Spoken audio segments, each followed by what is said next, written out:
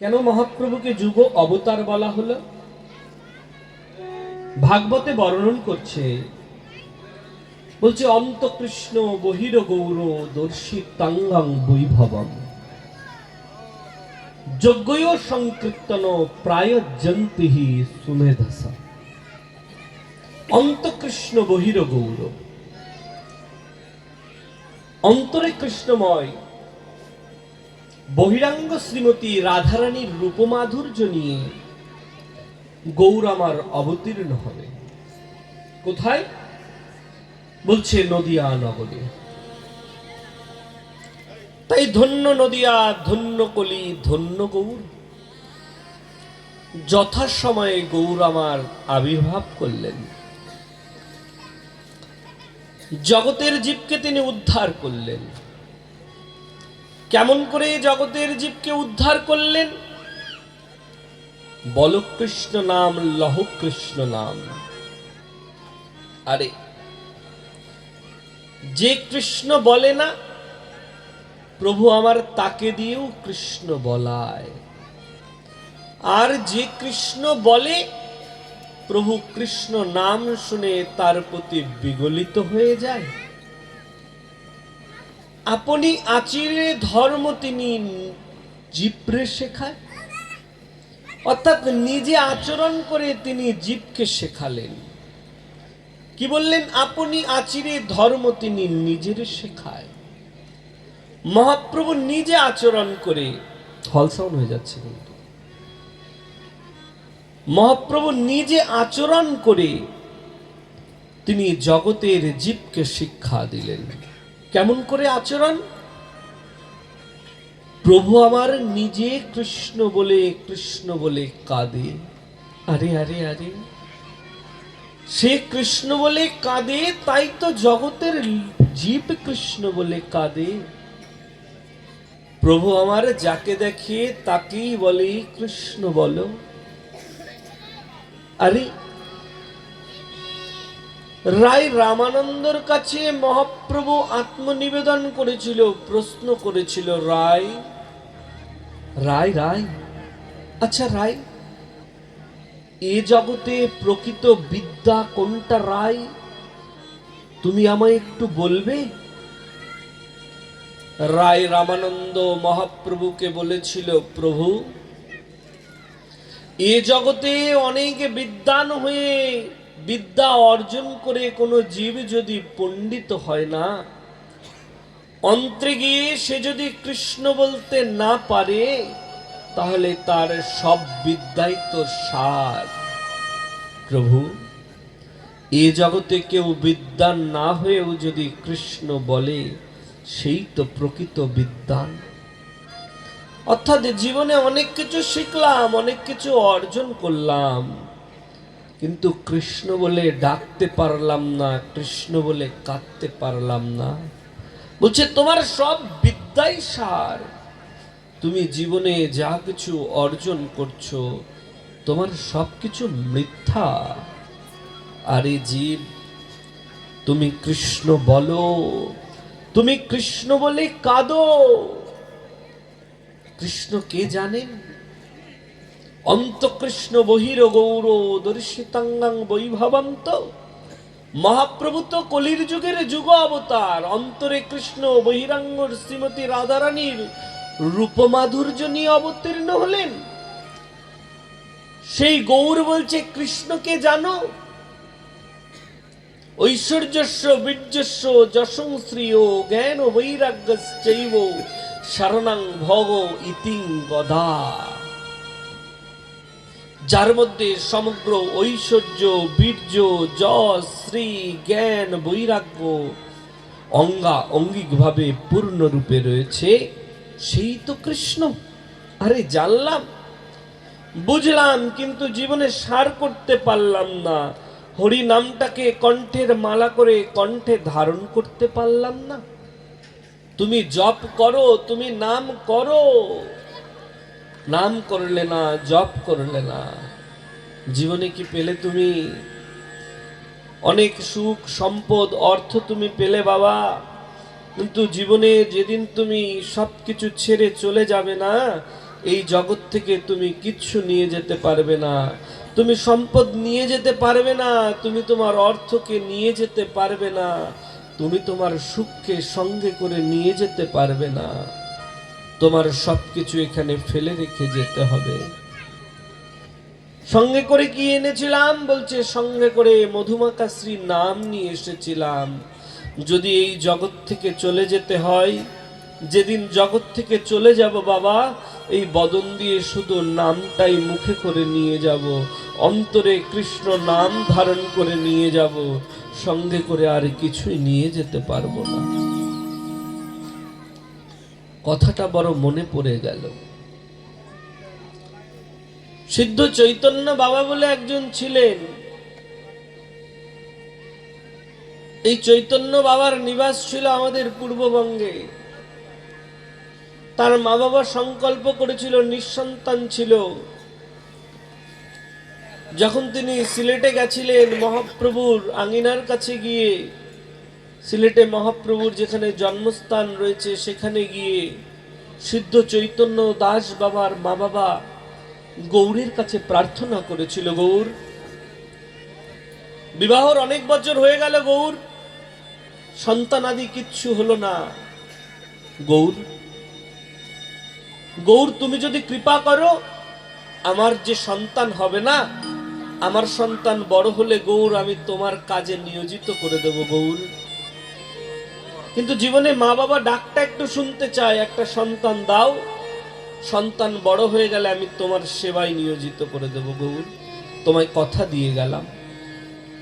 গৌর ডাক শুনলো, জানেন, সেই বাবা মায়ের গর্ভে, অর্থাৎ মায়ের গর্ভে সন্তান চলে আসলো, সন্তান ভূমিষ্ঠ হলো, সন্তান বড় হলো, বড় হয়ে চাকরিতে যোগ দিল।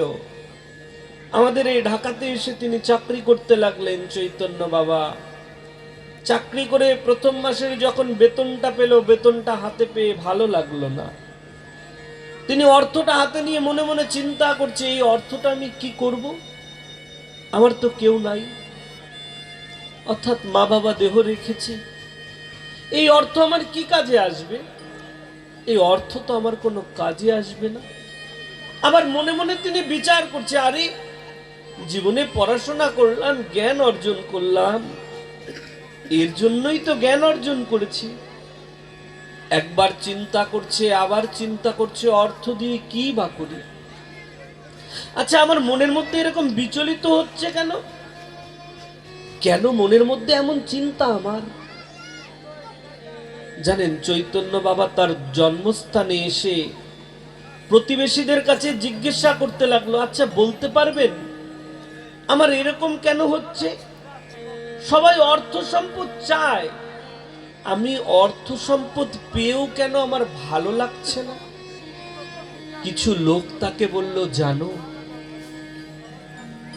তোমার বাবা মা একটা সময় নিঃসন্তান ছিল, তাদের গর্ভে সন্তান আসছিল না, মহাপ্রভুর করুণাতে, গৌরের করুণাতে তোমায় তারা পেয়েছে, তাই তারা গৌরের কাছে সংকল্প করেছিল, যেদিন তুমি বড় হয়ে যাবে তুমি গৌরের সেবা করবে।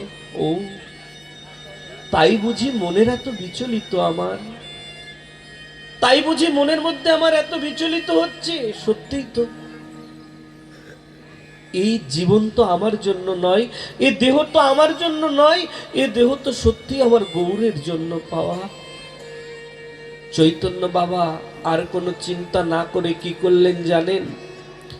চৈতন্য বাবা আর কোনো চিন্তা না করে তিনি চলে গেলেন নদিয়া নগরে, মহাপ্রভুর জন্মস্থানের কাছে চলে গেলেন, যেখানে মহাপ্রভু জন্মগ্রহণ করেছে, আবির্ভাব করেছে।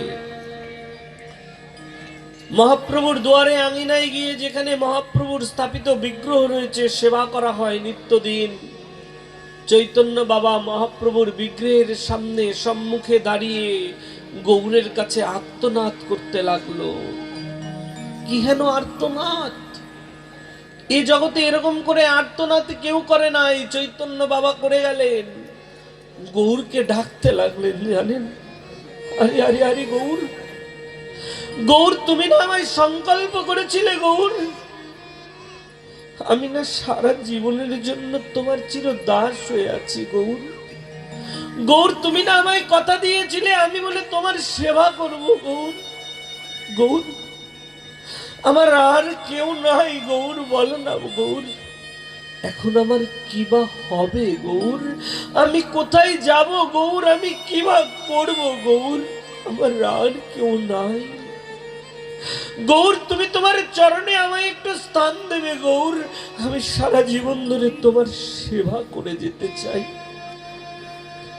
সারা জীবনের জন্য চৈতন্য বাবা জানেন গৌরের সেবায় ডুবে গেলেন, নিতাইয়ের সেবায় ডুবে গেলেন, কিচ্ছু চাইলেন না গৌরের কাছে, শুধু একটা প্রার্থনা করলেন, গৌর আমি যেন তোমার সেবা করতে পারি গৌর, গৌর আমি যেন তোমার সেবা করতে পারি, আর কিছু চাই না গৌর, আর কিছু চাই না। মাধবেন্দ্র পরিপাদ যেমন করে আর্তনাদ করেছিল না কৃষ্ণের কাছে, চৈতন্য বাবা ওরকম আর্তনাদ করলেন। মাধবেন্দ্র পরিপাদ গোবিন্দের কাছে প্রার্থনা করেছিল, গোবিন্দ ন ধনং ন জনং ন সুন্দরীয়ং কবিতাং বা জগদীশ কামুই মম জন্মনি জন্মনীশ্বরে আরে আরে ভক্তিরও হইতকে ত্রয়ীত। হে জগদীশ্বর, হে প্রাণেশ্বর, আমি তোমার কাছে কিচ্ছু চাই না গোবিন্দ, আমি ধন যশ সুন্দরী স্ত্রী কোনো কিছু কামনা করি না গোবিন্দ। গোবিন্দ আমায় জন্মে জন্মে তুমি মনুষ্য কুলে পাঠিও গোবিন্দ, আমি যেন বারবার এই মনুষ্য কুলে জন্ম নিতে পারি গোবিন্দ। আরে যেখানে জীব মুক্তির আকাঙ্ক্ষা করে, যেখানে জীব গোবিন্দের কাছে প্রার্থনা করে গোবিন্দ, গোবিন্দ আমি যেন বৈকুণ্ঠে স্থান পাই, আমি যেন স্বর্গে স্থান পাই। সেখানে মাধবেন্দ্র পরিপাদ বলছে বারবার মনুষ্যকুলে জন্ম দিও। কেন কেন চাইলেন জানেন বাবা? মাধবেন্দ্র পরিপাদ বুঝে গেছিলেন, জেনে গেছিলেন, গোবিন্দ যদি মনুষ্যকুলে জন্ম নিতে না পারি গোবিন্দ, তাহলে যে আমি তোমার সেবা করতে পারবো না গোবিন্দ, আমায় তুমি মনুষ্যকুলে জন্ম দিও বারবার। যদি তুমি আমায় বারবার মনুষ্যকুলে জন্ম দাও, তাহলে আমি বনের থেকে ফুলগুচ্ছ তুলে এনে, বনফুল তুলে এনে ওই ফুলের মালা গেথে গোবিন্দ আমি আমার হস্ত্র দিয়ে তোমার গলায় পরিয়ে দেব গোবিন্দ। গোবিন্দ আমি কর্পূর চন্দন লেপন করে তোমার সর্ব অঙ্গে মাখিয়ে দেব গোবিন্দ, তাই তুমি বারবার আমাকে মনুষ্যকুলে জন্ম দিও গোবিন্দ। প্রার্থনা বাবা, এটা চাইতে হয়, ধন যশ চাই না, এগুলো থাকবে না তো। স্ত্রী পুত্র বন্ধু বান্ধব মিত্র এদেরকে যত ধরে রাখতে চাইবেন না, এরা আপনাকে ফাঁকি দিয়ে অনেক দূরে চলে যাবে জানেন। এদেরকে ধরে রাখতে চাইলেও ধরে রাখা যায় না। এই জগতে কাকে ধরে রাখা যায় জানেন বাবা? নামকে ধরে রাখা যায়। জীবনে তোমার অর্জিত অর্থ শেষ হয়ে যাবে, অর্জিত ধন সম্পদ ক্ষয় হয়ে যাবে, কিন্তু তুমি যদি একবার নাম করো না, ওটা সারা জীবনের জন্য সঞ্চয় হয়ে থেকে যাবে। জীবনে ওই ধন কোনোদিন শেষ হবে না, তুমি শেষ করতে চাইলেও তুমি শেষ করতে পারবে না।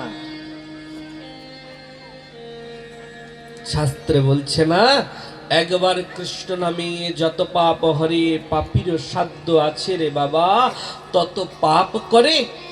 কৃষ্ণ নামে এত শক্তি, বলছে একবার নাম করলে সহস্র অপরাধ মূর্ছিত হয়ে যায়। তার মানে পাপ বেশি করতে পারবো, হরি নাম করব বলছে না না। এরপরে কি বলছে গো? বলছে কৃষ্ণ নাম লইতে লইতে যদি নয়নে অশ্রু না ঝরে, তাহলে জানিবে হৃদয়ে শতত পাপ আছে। আমি কৃষ্ণ নাম করলাম, কিন্তু নয়ন দিয়ে প্রেমধারা বিগলিত হলো না, তাহলে বুঝতে হবে আমার অন্তর হৃদয়ের মধ্যে এখনো পাপ বিরাজ করছে। পাপ বলতে বলছে কামনা রূপী পাপ আমার হৃদয়ের মধ্যে বিরাজ করছে। বলছে এটা আমার, ওটা আমার, স্ত্রী আমার, পুত্র আমার, বন্ধু আমার, মিত্র আমার, অর্থ আমার, সম্পদ আমার। বলছে এই কামনা রূপী পাপ তোমার হৃদয়ের মধ্যে বিরাজ করছে। হ্যাঁ, এরা সবাই তোমার, কেউ তোমার পর নয়। কিন্তু একটা কথা মনে রাখতে হবে, এরা কেউ তোমার আপন নয়। কিন্তু যেহেতু এদেরকে তুমি রেখেছো, তাই এদের জন্য পূর্ণ দায়িত্ব তোমাকে পালন করতে হবে। এদেরকে ছেড়ে তুমি যেতে পারবে না, তোমাকে দায়িত্ব পালন করতে হবে। কিন্তু মনে রাখবে এরা কেউ আপন নয়, শুধু কর্মটাই করে যেতে হবে। যদি আপন বলে কেউ থেকে থাকে না, আপন বলে একজনই রয়েছে, সেটা হচ্ছে অনাদি রাধে গোবিন্দ।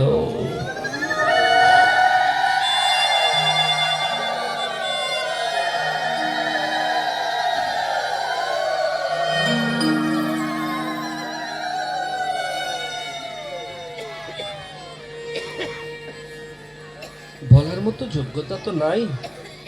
শুনেছি সাধুগুরু বৈষ্ণবের কৃপা, এই কৃপা ছাড়া কোনো কিছুই পাওয়া যায় না।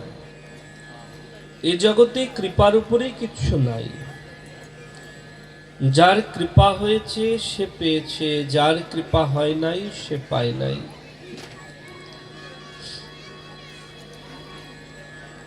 বিষয়টা হচ্ছে আমাদেরকে আশ্রয় গ্রহণ করতে হবে হরিনামের উপর।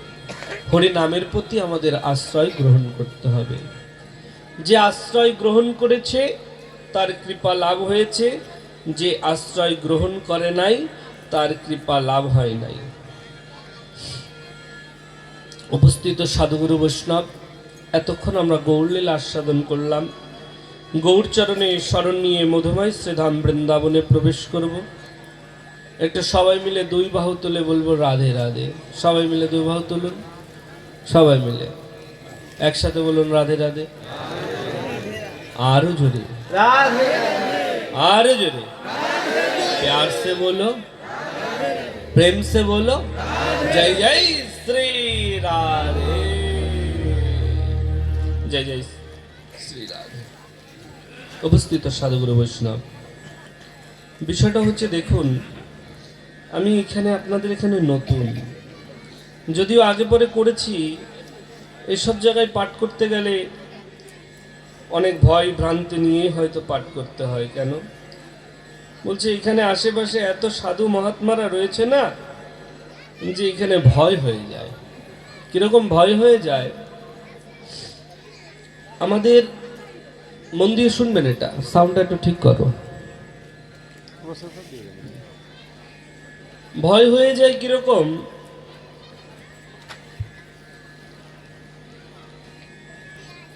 আমি কিছুদিন আগে, এগুলো শোনা দরকার আমাদের, হ্যাঁ, আমি তার নাম বলতে চাচ্ছি না, যদিও এই পাঠকের আলোচনার উপরে আমার কথাটা বলা, আর এগুলো যেহেতু ইউটিউব হবে, ফেসবুক হবে, তিনি হয়তো আমার পাঠটা কোনো সময় শুনতে পারবেন। তো তার কাছে আমি করজোরে ক্ষমা চাইছি। তিনি যেন তার বড় ভাই হিসাবে এই ভাইকে যেন ক্ষমা করে দেয়, দাদাকে। কারণ শুনেছিলাম তার পাঠটা, পাঠের মধ্যে এত ভুল ব্যাখ্যা দিয়েছে যে ব্যাখ্যাগুলোর কথা একদম না বললে নয়। বিশেষ করে আমি এগুলো বলে থাকি, যেরকম মাদারীপুর, ট্যাকেরহাট, এদিক থেকে এই লাইনগুলোতে আমি অনেকবার হরিকথা বলেছি। কিন্তু হরিকথা বলার পরে একটা জিনিস বুঝতে পেরেছি, যে এইখানে কাটা কথা বেশি ভালোবাসে। কাটা কথা বলতে জানেন কাকে বলা হয়? বলছে এখান থেকে একটু গল্প, ওখান থেকে একটু গল্প, এখান থেকে একটু গল্প বলে যাবে, বলবে পাঠক খুব ভালো আলোচনা করে দিয়ে গেছে। লীলার কোনো জায়গায় কোনো শুরু করে শেষ করলাম না, কোন লীলা কোনখান থেকে শুরু হলো সেটা জানলাম না। বলছে আলোচনা তুখার আলোচনা করে দিয়েছে। আর যদি ধানের থেকে চাল, চালের থেকে ভাত, এরকম গল্প যদি কেউ করতে পারে, বলছে বাপরে বাপ, বিশাল তত্ত্ব কথা, অনেক জ্ঞানী। কিন্তু বিষয়টা হচ্ছে সে যে জ্ঞান ছড়িয়ে দিয়ে গেল, তার জ্ঞানটা কতটুকুনি সত্য আর কতটুকুনি মিথ্যা, এটা আমরা নিজেরা একটু যাচাই করলাম না, চিন্তা করলাম না। এখন অনেকে বলতে পারে, বাবা তাহলে পাঠক এনেছি কেন, আপনারাই তো জ্ঞান দিয়ে যাবেন, তাই না? এখন দেখুন বাবা, বাজারে অনেক রকমের চাল আছে, 28, 29, 27, 26, চিনি গুঁড়া, এই গুঁড়া, হ্যান গুঁড়া, ত্যান গুঁড়া, তাই না? কত গুঁড়ার চাল রয়েছে। সব চালের ভাত কি একরকম হয় গো? হ্যাঁ, হয়?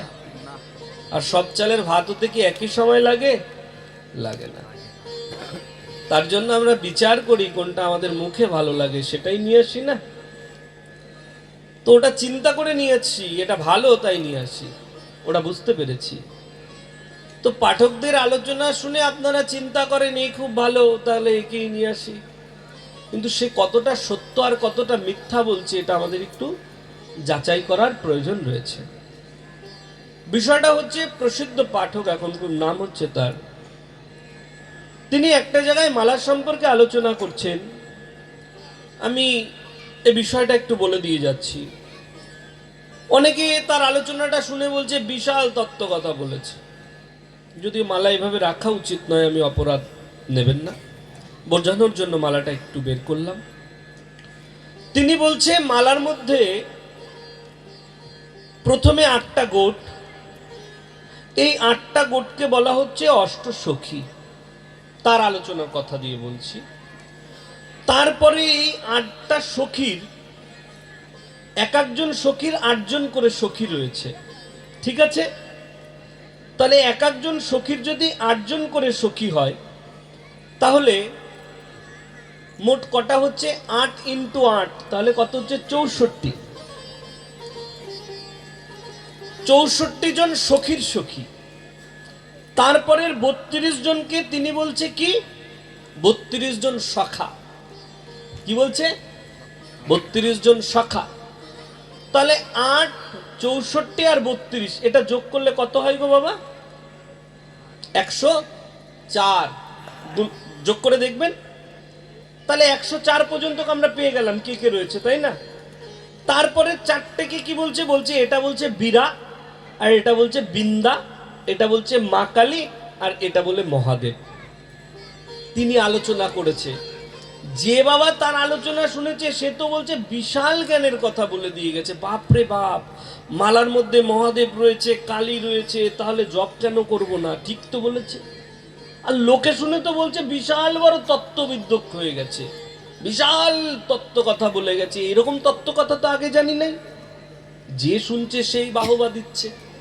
দেখুন, যদি মালার সম্পর্কে জানতে হয় না, যেরকম কৃষ্ণ সম্পর্কে জানতে গেলে আমি যেরকম কৃষ্ণের গুণের কথা বললাম, ঐশ্বর্যস্য বীর্যস্য যশং শ্রিয় জ্ঞান বৈরাগ্যশ্চৈব শরণাং ভগৈ তিঙ্গদা, তো সেরকম মালারও একটা মন্ত্র রয়েছে যেটাকে বলা হয় শ্রী নামমালার ধ্যান মন্ত্র। অর্থাৎ ধ্যানের মধ্যে কিন্তু শক্তির গুণ পেয়ে যায়। তাহলে মালার ধ্যান মন্ত্রে কি রয়েছে? মন্ত্রটা শুনুন। এটা আপনারা যে কোনো, যেরকম ভক্ত গুটিকা বলে অনেক গ্রন্থ আছে, এইসব গুটিকা বইয়ের মধ্যে আপনারা এইগুলো পেয়ে যাবেন। হরিভক্তি বিলাসের মধ্যেও এই বিষয়ে বর্ণন করা রয়েছে।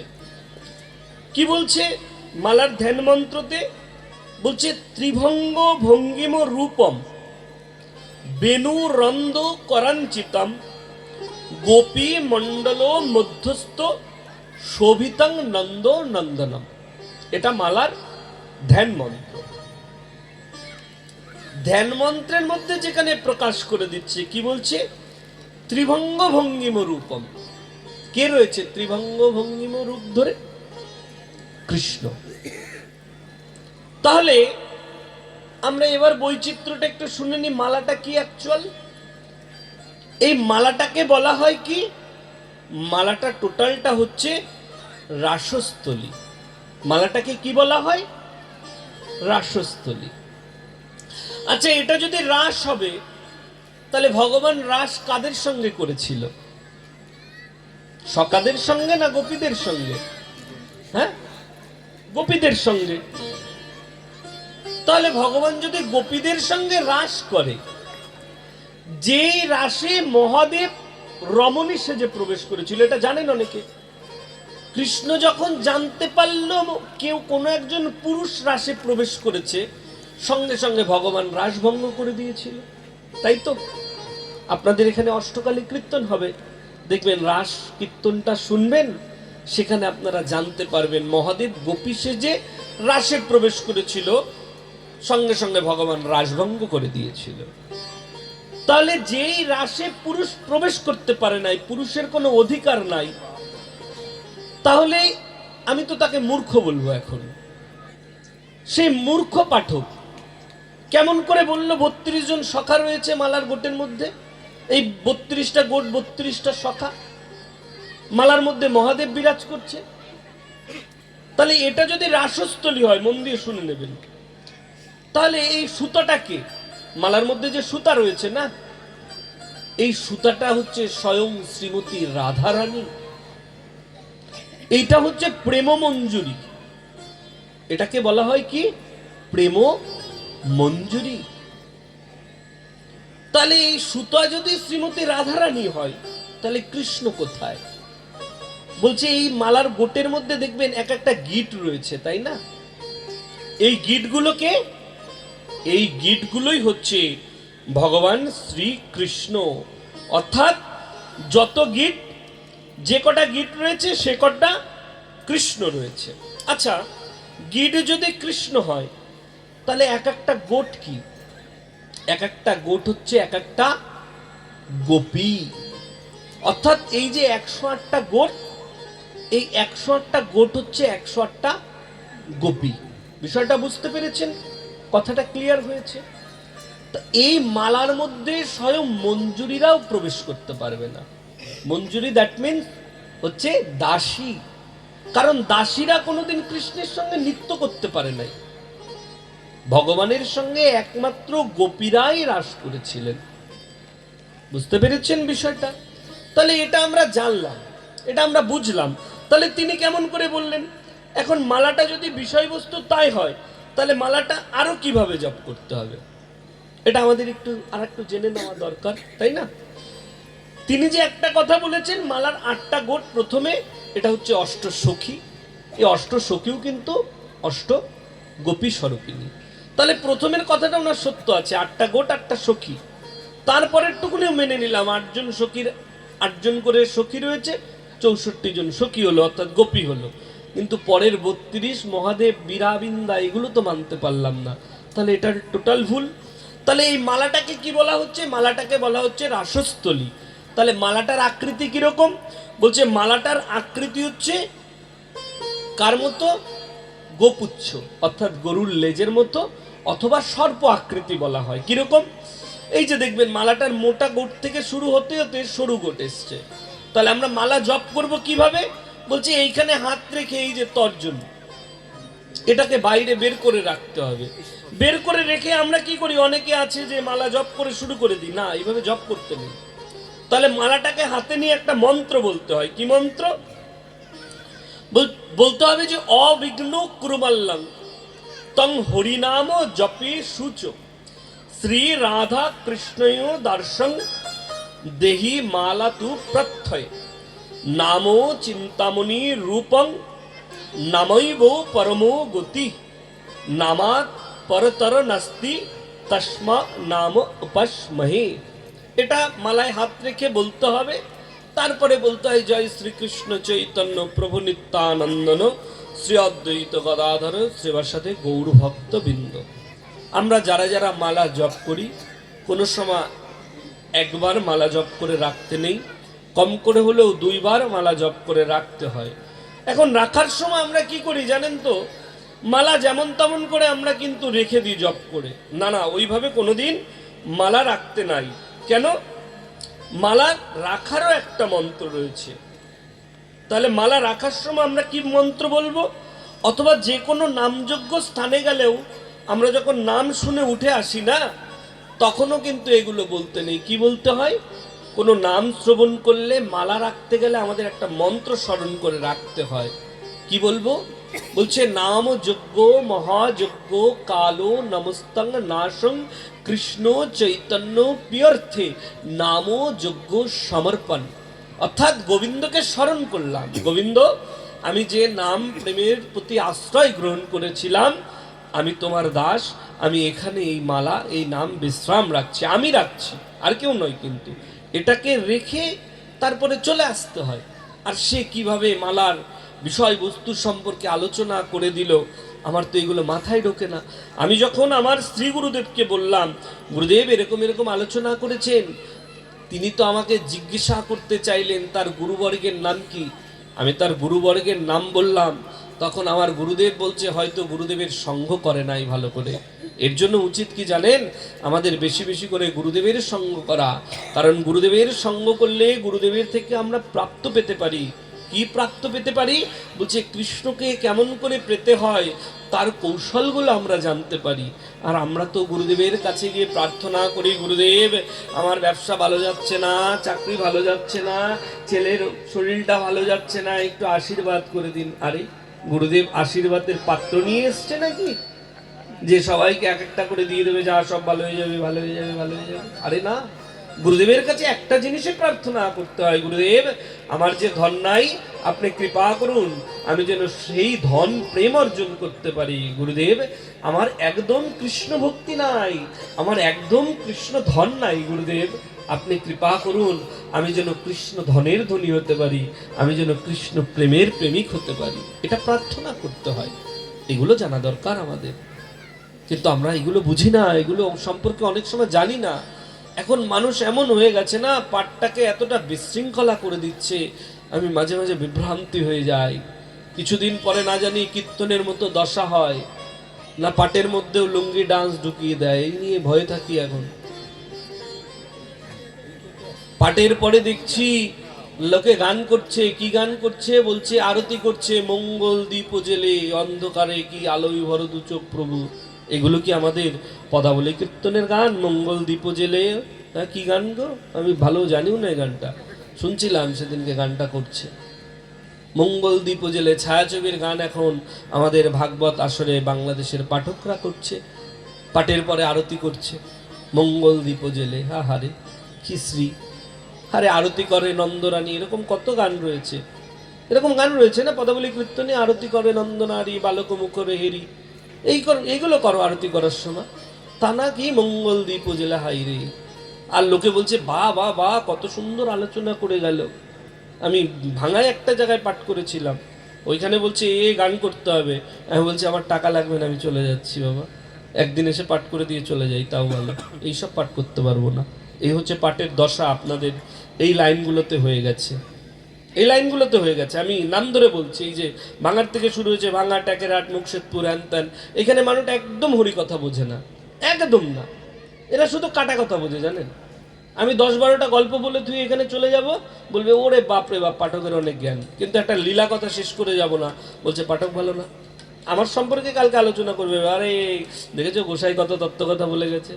এগুলো তত্ত্বকথা? এগুলো কোনো তত্ত্বকথা না। কৃষ্ণ সম্পর্কে যদি কোনো কথা না হয় সেটা তত্ত্বকথা না। সবাই মিলে দুবাহু তুলে বলুন রাধে রাধে। আরো জোরে प्यार से बोलो, प्रेम से बोलो ना, जय जय श्री राधे, जय जय श्री राधे।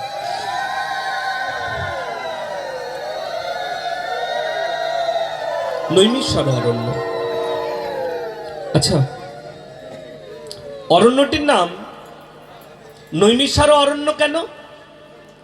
বলছে ভগবান অনিমেষ দৃষ্টি দিয়ে অরণ্যটির দিকে তাকিয়ে রয়েছে, তাই অরণ্যটির নাম নৈমিষার অরণ্য।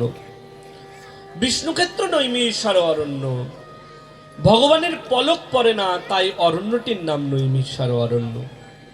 এই নৈমিষার অরণ্যে 88,000 মুনি ঋষির সমষ্টিবৃন্দ। এই ৮৮,০০০ মুনি ঋষির মুখপাত্র একজন, কে? তার নাম হচ্ছেন উগ্রশ্রবাসুত। এই ৮৮,০০০ মুনি ঋষির মধ্যে একজন বয়োজ্যেষ্ঠ মুনি রয়েছে, তার নাম হচ্ছে সনক মুনি। তিনি উঠে দাঁড়িয়ে উগ্রশ্রবা সুত গোস্বামীকে প্রশ্ন করলেন। উগ্রশ্রবা সুত গোস্বামী উত্তর দিতে লাগলেন।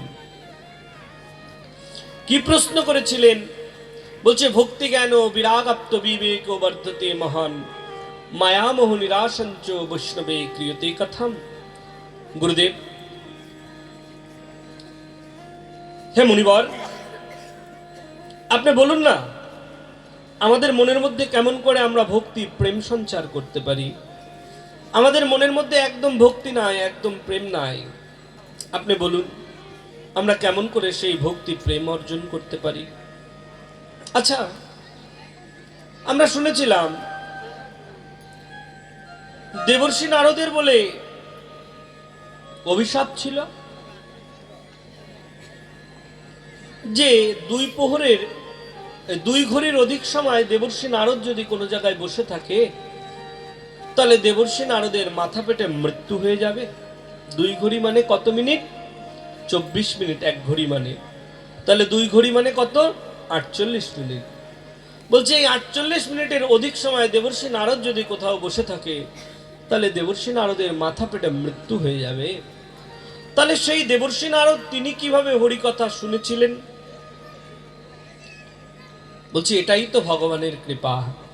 মূকং করতি বাচালং পঙ্গুং লঙ্ঘয়তে গিরিম যত কৃপা তমহং বন্দে পরমানন্দ মাধবম।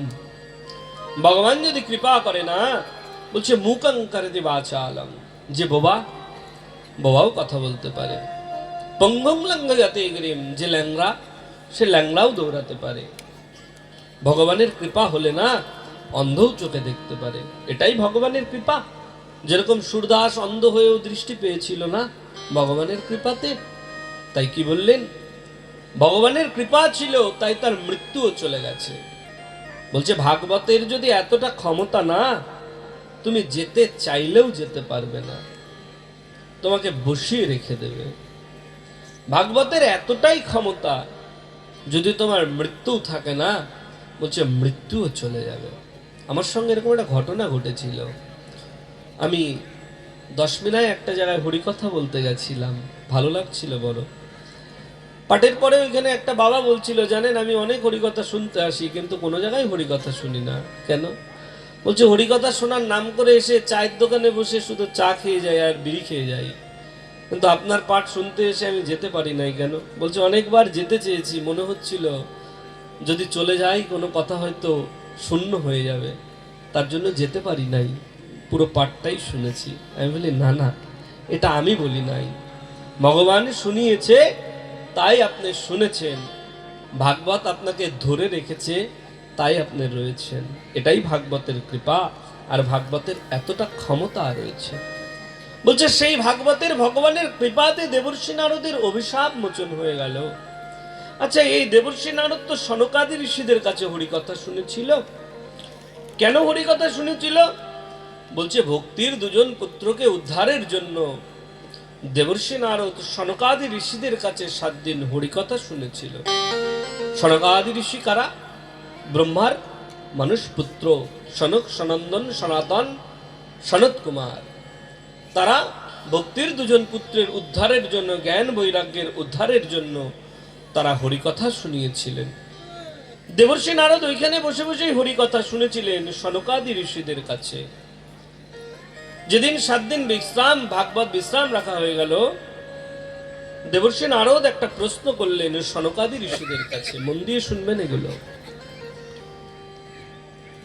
দেবর্ষি নারদ সনকাদি ঋষিদের কাছে প্রশ্ন করছে, মুনিবর, আচ্ছা আমরা তো সবাই হরিকথা শুনলাম, আমাদের সবার উদ্ধার হয়ে গেল, কিন্তু যারা হরিকথা শোনে নাই, জীবনে হয়তো কোনোদিন দীক্ষাও নেয় নাই, গুরুচরণ আশ্রয় গ্রহণ করে নাই, সারা জীবন ধরে শুধু পাপ আর পাপ করে গেছে, এরকম কোন ব্যক্তির যদি মৃত্যু হয়ে যায়, ভগবান কি তার উদ্ধারের রাস্তা রেখে গেছে? মন দিয়ে শুনবেন কথাটা। প্রশ্নটা কি করলেন? যে মানবা পাপৌ কৃতস্তু সর্বদা সদা দুরাচরো রতা বিমার গাগা ক্রোধাগ্নিদগ্ধা কুটিলশ্চ কামিনো সপ্তাহ যজ্ঞেনো কলৌ পূর্ণতিতে। এমন কেউ আছে যে সারা জীবন ধরে শুধু পাপ আর পাপ করে গেছে, তার মৃত্যু হয়ে গেলেও ভগবান তার উদ্ধারের রাস্তা করে দিয়েছে? এমন কারোর হয়েছে? সনকাদি ঋষিরা বললেন অবশ্যই হয়েছে। বলছে না, এইভাবে মানবো না, আমাকে একটু শোনান তাহলে কার হয়েছিল। দেবর্ষি তুমি চুপ করে বসো। দেবর্ষি শোনো, একটা সময়ের কথা। তুঙ্গভদ্রা তটে পূর্ব ভৌমুৎপত্তা নমত্তমম যত্রো বর্ণং স্বধর্মনো সৎকর্ম তৎপরা। একটা সময়ের কথা, তুঙ্গভদ্রা নদীর তটে একটা গ্রাম রয়েছে। সেই গ্রামের নাম হচ্ছে অনুপম নগর। এই অনুপম নগরে একজন ব্রাহ্মণ রয়েছে, বেদবাদী ব্রাহ্মণ। সেই ব্রাহ্মণের নাম হচ্ছে আত্মদেব। ওই ব্রাহ্মণের একজন স্ত্রী ছিল, অনেক সুন্দরী, অনেক সুন্দর ঘরের কাজ কর্ম করত, পরিপাটি করে রাখত। তার সব দিকে সে ভালো ছিল, একটা দিকেই খারাপ ছিল। হয় না যে আমি যেটা বলছি এটাই ঠিক, তুই যেটা বলেছিস ওটা ভুল, এরকম ব্যক্তি আছে না? বলছে তার স্ত্রীর একটাই সমস্যা ছিল, সে যেটা বলবে সেটা ঠিক, আর তোমরা যেটা বলবে সেটা ভুল, মিথ্যা। তাদের বিবাহর অনেক বছর পেরিয়ে গেল, কিন্তু তাদের কোনো সন্তান আদি কিচ্ছু হলো না। কষ্ট পেতে লাগলেন, দুঃখ পেতে লাগলেন। একদিন আত্মদেব ব্রাহ্মণ মনে মনে চিন্তা করছে, আমার অর্থ সম্পদ এগুলো দিয়ে কি হবে? আমি যখন চলে যাব সবকিছু ফেলে রেখে যেতে হবে, আমার এগুলো তো ভোগ করার কেউ নাই। যদি একটা পুত্র হতো, যদি একটা কন্যা হতো, তাহলে আমার মৃত্যুর পরে আমার পুত্র কন্যা হয়তো আমার নামকরণ করে একটা পিণ্ড দান করত, তাহলে আমার উদ্ধার হয়ে যেত। আত্মদেব ব্রাহ্মণ মনে মনে দুঃখ করতে লাগলেন, মনে মনে চিন্তাও করলেন, এ জীবন রাখার থেকে তো মরে যাওয়াই ভালো, তাই না? হয় না এরকম? এর থেকে মরে যায়, এই জীবন দিয়েই বা আমার কি হবে? এই চিন্তা করে আত্মদেব ব্রাহ্মণ একদিন গভীর অরণ্যের মধ্যে গিয়ে একটা সরোবরের সামনে, একটা দিঘির সামনে বসে রয়েছে। মনে মনে চিন্তা করছে, হয়তো এই পুকুরের মধ্যে ডুব দিয়েই দেহত্যাগ করে দিই না। এরকম চিন্তা করতে করতে তিনি দেখলেন একটা সাধু এসে ওই পুকুরের মধ্যে হাত পা ধুচ্ছে। সঙ্গে সঙ্গে আত্মদেব ব্রাহ্মণ দৌড়ে গেলেন। দৌড়ে গিয়ে না সঙ্গে সঙ্গে মুনিবরকে প্রণাম করলেন। মুনিবর, আমায় আশীর্বাদ করুন। মুনিবর, কল্যাণ হোক তোমার, যশস্ত্রী ভব। বা বাবা, তুমি তো অনেক সুখে রয়েছ। যখনই মুনিবর বলল না সুখ, সঙ্গে সঙ্গে আত্মদেব ব্রাহ্মণ কাঁদতে লাগলো। ছি ছি ছি, তুমি অমন করে কাঁদছো কেন? বলছে না না, আপনি সুখের কথা বললেন না, আমার থেকে দুঃখ কষ্ট এই জগতে আর কারো নাই। আরে আমি তো দেখতে পাচ্ছি তুমি অনেক সুখে রয়েছো, আর তুমি বলছো তুমি কষ্টে রয়েছো। মুনিবর, জানেন তো আমার বিবাহর অনেক বছর পেরিয়ে গেছে, কিন্তু আমার কোনো সন্তান আদি কিচ্ছু হয় নাই। আরে আমি দেখে নিয়েছি তোমার কোনো সন্তান নাই, তার জন্য তো বলছি তুমি অনেক সুখে রয়েছো। আরে সন্তান নেই, সুখ, এটা আবার কেমন কথা বললেন? আত্মদেব ব্রাহ্মণকে ঋষি বলছে, মুনি বলছে, হে ব্রাহ্মণ, তুমি কি জানো যাদের পুত্র কন্যা রয়েছে না, তাদেরকে এ জগতের মায়া গ্রাস করেছে। পুত্র কন্যা কে? পুত্র কন্যা হচ্ছে মায়া। আর যে একবার এই মায়ার মধ্যে জড়িয়ে গেছে, সে ভগবানের ভজন থেকে একটু পিছনে চলে গেছে, আর এখনো তোমাকে মায়া স্পর্শ করতে পারে নাই। তুমি বেশি বেশি করে ভগবানের ভজন করতে পারবে, তাই বলেছি তুমি অনেক সুখে রয়েছো। কিন্তু বাবা, যতই হোক না কেন এই কথা কি কেউ মানতে চায়? কারো যদি পুত্র কন্যা না থাকে কেউ কি এই কথাটা মানবে বলুন? কেউ মানবে না। তো আত্মদেব ব্রাহ্মণ মানলো না, কাঁদতে লাগলেন, জোরে জোরে কাঁদতে লাগলেন। বলছেন জানেন তো, যদি একটা পুত্র হতো না, তাহলে ওই পুত্র আমার নামকরণ করে আমার পিণ্ড দান করত, তাহলে আমার উদ্ধার হয়ে যেত। মুনি তখন বলছে, আরে ব্রাহ্মণ, তুমি কোন পিণ্ড দানের কথা বলছো? তোমার মৃত্যুর পরে তোমার পুত্র তোমার নামকরণ করে চালকলা মেখে পিণ্ড দান করবে, ওটা পিণ্ড? ওটা পিণ্ড নয়। দেখুন, তত্ত্ব কথা যদি শুনতে হয় না, এগুলো তত্ত্ব কথা, ভাগবতের কথা। বলছে চালকলা মেখে দেবে দেবে যেটা, ওটা পিণ্ড? ওটা পিণ্ড নয়। প্রকৃত পিণ্ড কি জানো? দেহটাই তো একটা পিণ্ড। যদি তুমি উদ্ধার চাও না, তোমার মৃত্যুর আগেই তুমি তোমার এই দেহ পিণ্ডকে গোবিন্দের সেবায় নিয়োজিত করে দাও, তাহলে তোমার উদ্ধার।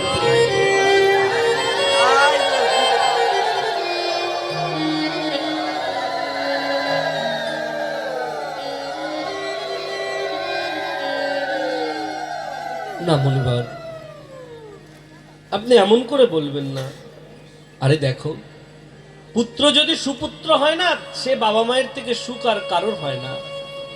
আর পুত্র যদি কুপুত্র হয় না, তার থেকে দুঃখ এই বাবা মায়ের হয় না। যতই বোঝাক না কেন আত্মদেব ব্রাহ্মণ কিছুতেই বোঝে না, আরো কাঁদে। বলছে আপনি যদি আমাকে কৃপা না করেন, তাহলে এই সরোবরের মধ্যে ডুব দিয়ে আমি প্রাণ ত্যাগ করে দেব। মুনি মনে মনে চিন্তা করলেন, আরে একই তো ব্রাহ্মণ, যদি আমার কারণে মৃত্যু হয়ে যায়, তাহলে ব্রহ্ম হত্যার দোষ আমার গায়ে লেগে যাবে। আচ্ছা আচ্ছা আচ্ছা, তোমার মৃত্যু এ জন্ম নয়, 7 জন্ম তোমার কোনো পুত্র কন্যা কিচ্ছু হবে না। যখনই শুনেছে না 7 জন্ম হবে না, সঙ্গে সঙ্গে ঝাঁপই দিতে গেছে। বলছে আরে ঝাঁপ দিতে হবে না, দাঁড়াও, দেখছি কিছু করা যায় কিনা। ঝোলার থেকে একটা ফল বের করে হাতে দিয়ে বলল, এ ফলটা বাড়িতে নিয়ে গিয়ে তোমার স্ত্রীকে খাইয়ে দেবে। বলছে ফল খেলে কি হবে? বলছে ফল খেলে স্ত্রীর গর্ভের যে দোষ আছে না, এই দোষটা কেটে যাবে, তোমার স্ত্রীর গর্ভে সন্তান চলে আসবে। আত্মদেব ব্রাহ্মণ খুশি হয়ে গেলেন। অনেক খুশিতে তিনি বাড়িতে চলে আসলেন, তার স্ত্রীকে ডাকতে লাগলেন, দুন্দুলি, আরে কোথায় তুমি? কাজ করছিল তো। স্বামী ডাকলো, সঙ্গে সঙ্গে দৌড়াতে দৌড়াতে চলে আসলো। আরে আরে দেখো তোমার জন্য কি এনেছি। কি এনেছো? মণিমুক্তা জহরত দিয়ে কোনো হাড় বানিয়ে এনেছো নাকি? বলছে আরে না, তার থেকে দামি জিনিস এনেছি আজকে। কি দামি জিনিস? সঙ্গে সঙ্গে হাতের মধ্যে ফলটা দিয়ে দিল। দুরু, এটা কি এমন দামি জিনিস? এটা একটা ফল। বলছে আরে আরে, এটা সাধারণ ফল নয়, এটা মুনির দেওয়া ফল। যদি তুমি এটা খাও, তাহলে তোমার গর্ভদোষ কেটে যাবে। আর যখনই তোমার গর্ভদোষ কেটে যাবে, তোমার গর্ভে সন্তান আসবে, আমি বাবা হব, তুমি মা হবে। তুমি ফলটা খেয়ে নিও। দুন্দুলি ফলটা হাতে নিয়ে চিন্তায় পড়ে গেল। কেমন চিন্তা করছে? ফলো ভক্ষিণো গর্ভসৎ গর্ভনো দৌরা বৃদ্ধিতা স্বল্পো ভক্ষং ততো শক্তি গৃহ কার্যং কথং ভবেত। আমি যদি ফল খাই, ফল খেলে কি হবে? স্বল্প ভক্ষণ। আমি যদি ফল খেলে আমি অল্প খেতে পারবো, বেশি বেশি খেতে পারবো না গর্ভে সন্তান আসলে। তার থেকে বড় কথা কি?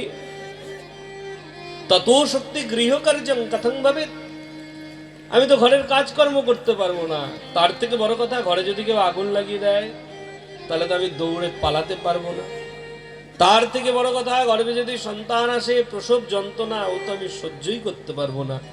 আর গর্ভে সন্তান আসলে আমাকে যে এত সুন্দর দেখতে লাগে, আমার সেই সৌন্দর্য নষ্ট হয়ে যাবে। কত চিন্তা। এখনো ফল খাইনি, দেখুন চিন্তা। আরে চিন্তা করছে, এমন সময় তার একজন বান্ধবী এসেছে, সখী এসেছে। এসে বলছে, কিরে তোকে এত চিন্তা দেখাচ্ছে কেন? বলছে জানিস তো, বুঝিস তো, তোর দাদার কাণ্ড কারখানা দেখলে না আমার সত্যি চিন্তায় পড়ে যেতে হয়। কেন রে? বলছে জানিস তো, তোর দাদা কোনখান থেকে কি এক মুনি ঋষির থেকে ফল এনে বলেছে, এই ফল যদি আমি খেয়ে নিই, তাহলে আমার গর্ভদোষ কেটে যাবে। আমার গর্ভে সন্তান চলে আসবে। বলছে এটা তো ভালো কথা, এটা উত্তম কথা, বাহ, এটা তো অনেক খুশির খবর। তোর আনন্দ হচ্ছে না? বলছে না রে, দেখ আমি যদি ফল খাই তাহলে আমার গর্ভে সন্তান আসলে আমি খেতে পারবো না, দৌড়াতে পারবো না, হাঁটতে পারবো না, বসতে পারবো না, চলতে পারবো না, প্রসব যন্ত্রণা আর কষ্ট হবে, এটা সইতে পারবো না। তখন তার সখী হাসছে, বলছে জানিস তো ভগবানেরও কত লীলা। দেখ তোর অর্থ আছে, সম্পদ আছে, কিন্তু অর্থ সম্পদ ভোগ করার কেউ নাই। আর আমার 6টা ছেলে হয়েছে ঘরে, আমার ঘরে অর্থ নাই। আমার লোক আছে কিন্তু খাওয়ার জিনিস নাই। আর তোর খাওয়ার জিনিস আছে কিন্তু তোর ঘরের লোক নাই। এটাই ভগবানের লীলা। তাহলে একটা কাজ করিস, দেখবেন এই জগতে যারা আপনাকে সুবুদ্ধি দেবে না, ওই বুদ্ধিটা আপনার ভালো লাগবে না। কেউ যদি আপনাকে একটু দুষ্টু বুদ্ধি দিয়ে দেয় না, দেখবেন তাকে আপনি বুকে জড়িয়ে ধরবেন, বলবেন আরে ভাই, তোর মতো বান্ধব এই জগতে নাই, তুই আমার প্রকৃত মিত্র। কিন্তু মনে করুন যে দিয়ে গেল একখানা, মানে কি করে সাড়ে সর্বনাশ হবে তার বুদ্ধি দিয়ে গেল। বলছে তোর মতো বান্ধব এই জগতে নাই। তো সখী কি বলছে, একটা কাজ করিস, আমার 6টা ছেলে হয়েছে, গর্ভে অলরেডি আর একটা চলে এসেছে, ছেলে হবে না মেয়ে হবে নিজেও জানি না, তাহলে এই গর্ভেরটা তোকে দিয়ে দেবো। দুরু পাগল, তোর সন্তান আমি নিলে লোকে জানবে এটা তোর, আমার তো বলে জানবে না। বলছে বুদ্ধি দিচ্ছি। কি বুদ্ধি? বলছে 1 মাসে পেটের মধ্যে একটা কাপড় জড়িয়ে রাখবি, 2 মাসে 2টো কাপড় জড়িয়ে রাখবি, 3 মাসে 3টে কাপড়, 4 মাসে 4টে কাপড়। পেটটা ঢেকে রাখিস কিন্তু কেউ যেন না দেখতে পায়। যদি কেউ জিজ্ঞাসা করে বলবে গর্ভে সন্তান চলে এসেছে, তাহলে হয়ে গেল। বলছে ঠিক বুদ্ধি দিয়েছিস তো, বাহ, সত্যি তুই আমার ভালো বন্ধু রে, তুই আমার কষ্ট দূর করে দিলি, দুঃখ দূর করে দিলি। তাই করলেন। বলছে এই ফলটা কি করি? বলছে ফলটা তোর বাড়িতে কত গরু ছাগল রয়েছে তাকে খাইয়ে দে। ফলটা নিয়ে গিয়ে গরুকে খাইয়ে দিল। যে কথা সেই কাজ। 1 মাসে একটা কাপড়, 2 মাসে 2টো কাপড়, এইভাবে কাপড় বাঁধছে। আত্মদেব ব্রাহ্মণ মনে মনে আনন্দ পেলেন, যাই হোক মুনির কৃপা, ঋষির কৃপা আমার উপর পড়েছে, আমি বাবা ডাক শুনতে পারবো।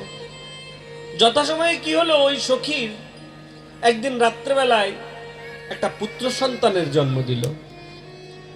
সেই পুত্র সন্তানকে রাতের অন্ধকারে ধুন্দুলির বাড়িতে এনে ধুন্দুলির কাছে দিয়ে গেল। ধুন্দুলি পরের দিন সকালে উঠে সবাইকে জানিয়ে দিলেন তিনি পুত্র সন্তানের মা হয়েছে, আত্মদেব ব্রাহ্মণ পুত্র সন্তানের পিতা হয়েছে। আত্মদেব ব্রাহ্মণের তো অনেক আনন্দ।